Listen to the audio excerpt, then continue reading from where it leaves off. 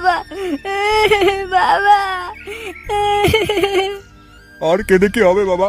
তুইও আমাকে ভুল বুঝে পুলিশকে বলতে এসেছিলি যে যেন আমার বাবাকে মারে। এই কথাটা শোনার পর আমার বেঁচে থাকার ইচ্ছাটাই মরে গেছে। না বাবা, তুমি মরতে পারো না। তুমি আমার জন্য বেঁচে থাকো বাবা।